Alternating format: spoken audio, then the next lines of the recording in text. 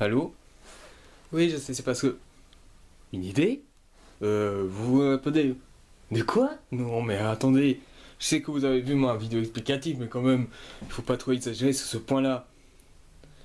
Bon, j'essaierai, mais... Non, je crois pas, non. Et transmettez à vos enfants tous mes à moitié. C'était l'oppresseur plutonium. Bonjour tout le monde, soyez bienvenus à ce tout nouvel épisode de CVGVC. Donc, je vais faire un peu tardivement parce que normalement je dois aller au théâtre, donc je vais pas avoir beaucoup de temps. Donc, aujourd'hui c'est un petit cycle de Resurrection of Heroes. On commence cette fois-ci par ce film. Sa première femme était coiffeuse. Depuis, il se coupe les cheveux lui-même.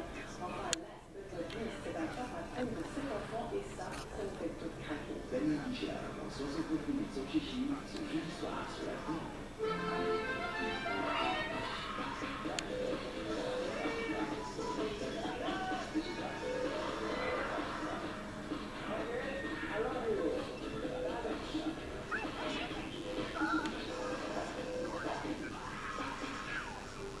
Aujourd'hui, nous allons parler des jours où pas de chance, les caméras étaient.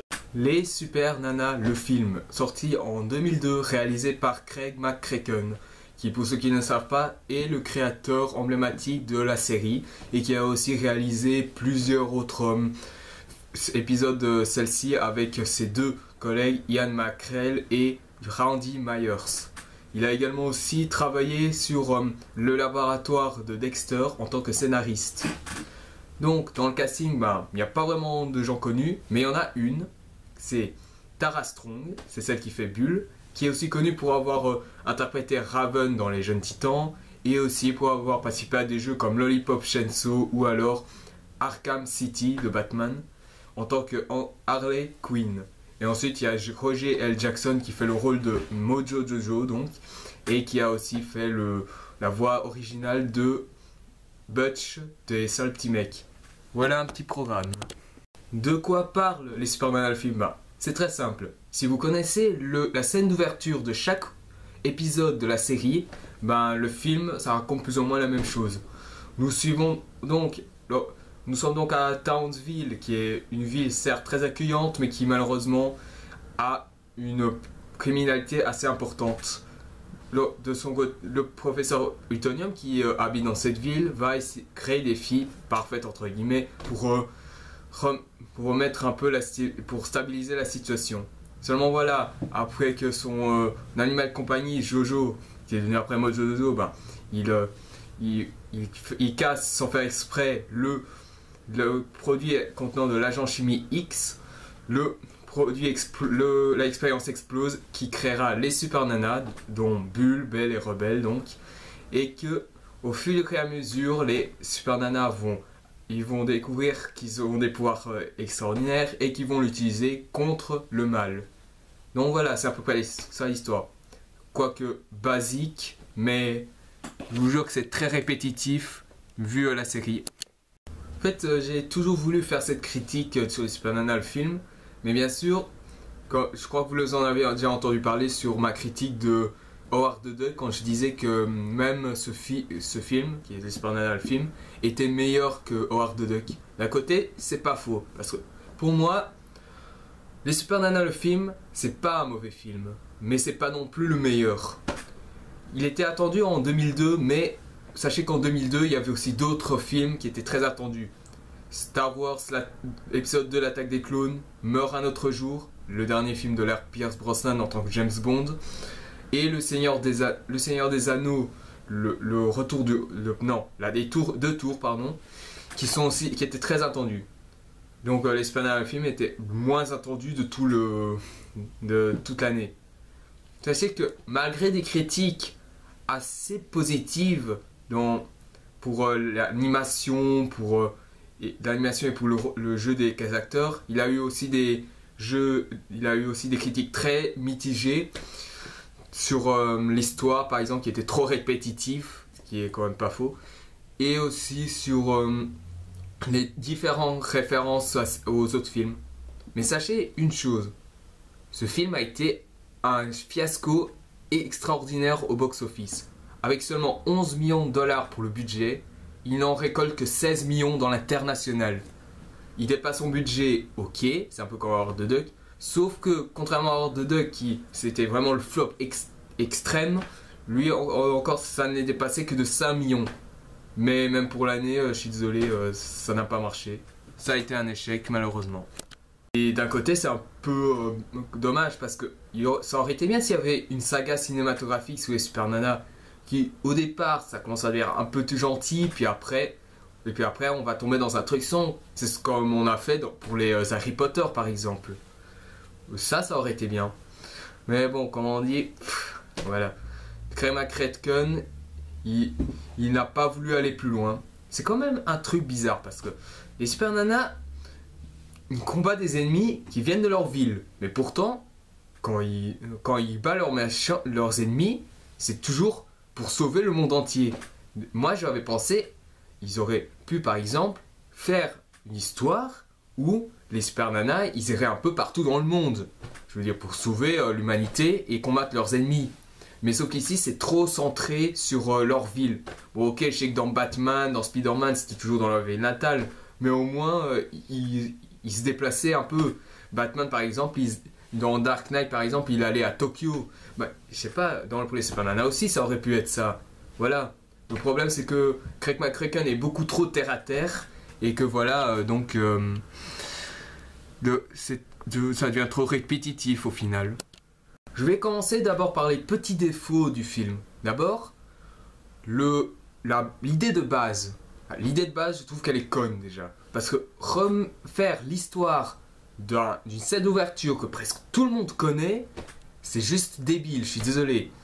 À part peut-être pour ceux qui ne connaissent pas la série, mais sinon, non, ça ne va pas, je suis désolé. Même un gars qui n'a pas vu un seul épisode des Super Nana, il connaît au moins la scène d'ouverture. Dès que tu vois la scène d'ouverture, mais tu connais déjà tout sur les origines des Super Nana et c'est tout. Donc voilà, il suffit juste de ne pas faire toute une histoire de 1 heure pour ce genre de choses, je suis désolé. Et je vous dis pas la suite des défauts. Le deuxième défaut, c'est que le méchant, on a pris Mojo Jojo, qui est un gros boulet dans la série. Alors oui, je sais que c'est le tout premier méchant que les Super Nanas ont eu, mais quand même, normalement, d'après ce que j'ai appris, les Super Nanas, le film devait être normalement une suite de la 4e saison. Et que par la suite, il y avait l'épisode pilote, la soi-disant épisode pilote, pardon, où il y avait les méchantes nanas, ou de Powerpuff Girls si vous voulez. Mais voilà, comme les productions de Cartoon Network ont refusé les personnages, donc cet épisode pilote a été refusé. Et aussi pour le film parce que Craig McCracken avait voulu aussi de mettre ses personnages dans ce film, mais il n'a pas pu malheureusement. Donc il a voulu faire un prequel, mais voilà quoi. Si ça a été un flop commercial, c'est expliqué parce que ça répète le début des Super Nanas, c'est tout. Le truc le plus moyen que j'ai retenu, ce sont tout ce qui est références. Par exemple, la première référence, X-Men. Pourquoi X-Men? Parce qu'au tout début, les gens ils sont pas trop choqués de Super Nana, ils ont l'air gentils. Puis après, au moment où je vous jure, elle joue à chat dans la ville, il crée tout un bazar complet et c'est là qu'il les déteste. Je trouve ça. Je veux dire, je sais que après ils ont fait beaucoup de bêtises, mais quand même, mais c'est juste énorme. Excusez. Mais pour moi, c'est le seul truc comique de la première partie. Pourquoi? Parce que la première partie est inintéressante. Les 20 premières minutes ne servent à rien. C'est tout. Ça te fait juste... On voit juste le professeur Plutonium qui, au départ, il est représenté comme un héros. Mais quand on le voit, on dirait un pauvre naïf qu'on s'en fout complètement. C'est tout. Et revenons à ce professeur Plutonium, parce que le pauvre, instamment il va être mis en prison, et d'un autre côté, lors du combat final, mais je me suis demandé, il est con ou quoi? En fait, le mec il avait fait un antidote, donc pour les Super Nanas, mais c'est pour enlever ses pouvoirs malheureusement, et que celui-ci n'a pas eu il a eu la mauvaise idée de se mettre à l'endroit où Mojo Jojo tombe. comme quoi, comme dirait n'importe qui, c'est de la coïncidence. Donc, comme je disais, la référence X-Men, donc c'était parce que les gens commençaient après à détester les Super Nana à cause du bazar qu'elles ont fait dans la ville. Mais avant d'aller un peu plus... et ensuite qu'on voit un peu aussi la psychologie que Mojo Jojo va utiliser pour un peu manipuler les Super Nanas, si vous voulez. Au départ, ça devait être pour les méchantes nanas, comme je l'ai dit, parce que les méchantes nanas, au départ, je vais vous dire, elles sont manipulatrices, elles sont hargneuses, elles sont violentes, vulgaires. Et le dernier truc, je crois que c'est moi qui l'ai ajouté pour la bande dessinée, c'est qu'elles sont sadomasochistes. Mais après, voilà. Donc, aussi un truc que je vais quand même parler, parce que ce point de référence sur X-Men, ça m'a pas trop dérangé. C'est à propos du maire. C'est vraiment un con ce maire. Moi, ce mec, je l'ai jamais vraiment aimé dans la série. Mais en plus, ça me fait vraiment rire. Là, c'est l'un des personnages où on le voit le plus dans la série, tout comme les Super Nana. J'ai presque l'impression qu'on dirait une publicité, quoi. Mais c'est surtout pour le maire, parce que ça fait trop penser à ça. J'adore les cornichons. Eh bien, moi aussi. Et on dit merci qui ? Merci, monsieur le maire. Mais après, voilà, les Super Nana, le film, il a quand même des petites qualités. Prenez son animation. L'animation ici, elle est pas mal. Bon, ça reste la même chose comme la série, mais ils ont rajouté des petits trucs 3D, tout ce genre de choses. Mais bon, après l'animation, c'est un petit truc, mais voilà. La deuxième référence, parce que je vais y revenir. La deuxième référence, c'est la planète des singes. Oui, je vous jure que c'est vrai. Le combat final, enfin pas vraiment le combat final, mais la bataille finale, oui c'est la bataille finale, c'est une référence à la planète des singes. Lorsqu'on voit tous ces singes mutants en train d'attaquer les gens, c'est un peu ça. Tant que j'y pense. Mais oui, je crois comprendre. Je crois savoir pourquoi ça a été un flop ce film. Craig McCracken l'avait vendu comme un film familial. Mais quand on voit l'accroche du film et aussi les scènes qui s'y trouvent, mais ça n'a rien de familial. Je vais vous dire une scène. Il y a une scène, c'est lorsque Mojo Jojo, il a son tête à l'air. Et vous savez, pour ceux qui ne connaissent pas vraiment la série, qu'est-ce que Mojo Jojo cachait sur sa capsule, sur sa tête ? Sa cervelle. Oui, sa cervelle. Dans un film pour gosses, vous vous rendez compte ? Et aussi, la scène où les singes se font muter, on voit le cerveau sortir de leur tête. Et c'est pas censuré, je vous jure. Et on met ça dans un film pour gosses ? Mais c'est dégueu ! Et aussi une scène. Il y a aussi une scène où Mojo Jojo, je vous jure, avant le combat final, mais il a failli briser la nuque du professeur Utonium. Mais pour un gosse, mais c'est glauque. Ça ne va pas. Oui, si ça a été vendu par exemple pour comme film pour les enfants un peu plus âgés, ok, j'aurais vu le sens. Mais là, c'est vendu pour la famille. Et c'est glauque pour la famille, je suis désolé. Bon voilà, je suis désolé. Mais à propos de Mojo Jojo, maintenant que j'y pense, ça me fait penser à... je suis le méchant et je vais tuer les gentils. Ah oui, c'est vrai. Puis l'autre qualité du film, c'est peut-être sa bataille finale qui est juste excellent. Bon après il y a des petits passages que j'ai trouvé un peu marrants, mais bon, je vais pas tout détailler. L'autre qualité serait peut-être le jeu des acteurs qui s'en sort honorablement. Enfin, c'est pas du Shakespeare, mais c'est honorable. Le scénario, je le trouve moyen, oui très moyen, parce que à cause de ce début qui m'a laissé très perplexe. Puis ensuite, s'il faut dire d'autres... ah oui, la dernière référence, King Kong. Lors du combat final, c'est un spoil, attention. Mojo Jojo va utiliser une seringue remplie de l'agent chimique X. Il va se l'implanter sur son cerveau. Et on vous rappelle que c'est un film familial normalement. Et bien sûr, en l'activant, tout l'agent chimique X va faire qu'il va devenir énorme. Et donc comme son armée de singes a été vaincue, il décide lui-même, devenu gigantesque, de devenir le roi suprême du monde. D'un côté, on l'a un peu remarqué. Puis après, il y a le combat final. Puis on a ce petit moral à la fin, blablabla, Trick X-Men. Et aux dernières minutes, les Super Nana lui foutent sur la gueule.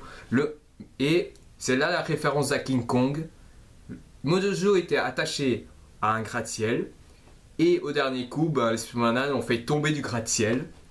Grande référence à King Kong, mesdames et messieurs. Jusqu'à ce qu'il y ait cette coïncidence où monsieur Utonium s'est mis au pile à l'endroit où Mojojo allait s'écraser. Quel con ce mec. Ouais, c'est un gros con. Puis après la fin, vous connaissez tous, c'est tout le monde est heureux, tout le monde est content et on dit merci qui? Au Super Nana, bien sûr. Donc voilà. Si je devais conclure sur ce film, pour moi, comme je l'ai dit, les Super Nana le film, c'est c'est pas un mauvais film, mais c'est pas non plus un grand film. C'est surtout le scénario qui plombe un peu tout, parce que il est trop répétitif. On a pris un boulet à la place de personnages qui auraient pu devenir célèbres grâce à ce film, dont les méchantes nanas, les Powerpuff Girls. Et l'animation reste correcte et le jeu des acteurs reste honorable. C'est surtout ces 2 points qui sauvent le film. Et c'est surtout la bataille finale et le combat final qui reste agréable à regarder, même si on a vu mieux comme combat final. Quand par exemple dans Meurt un autre jour ou dans Le Seigneur des Anneaux, les 2 tours par exemple. Donc voilà. Mais je dois dire quand même que c'est à cause de ce film qui a signé les premiers signes de la disparition des Super Nana. C'est quand même une grande série quand même. Maintenant, il a plus de, si je compte bien, presque 15 ans. Je sais pas qu'est-ce qu'ils vont faire pour leur 20e anniversaire, mais je sais pas qu'ils vont y penser. C'est quand même une série qui a traversé une grande génération. Enfin, pas vraiment une grande génération, mais je veux dire, il a heurté l'enfance de plusieurs personnes, comme moi. Donc voilà. Moi, bon voilà. Pour conclure pour ce truc de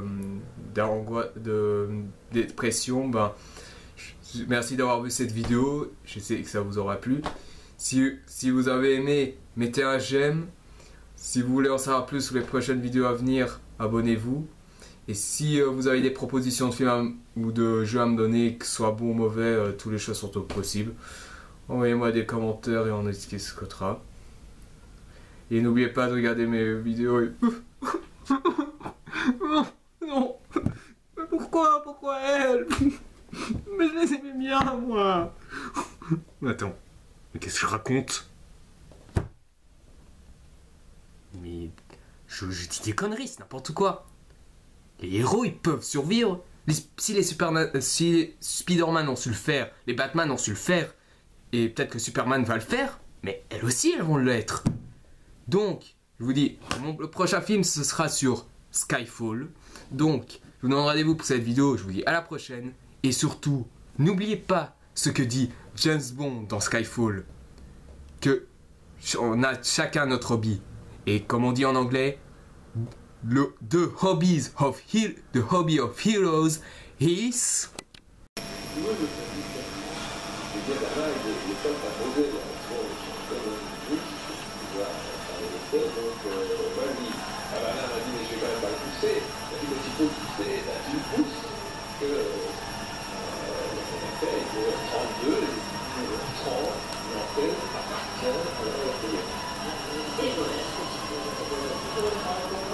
Dann abmachte, ich sage, das wäre hier an, diese Angst,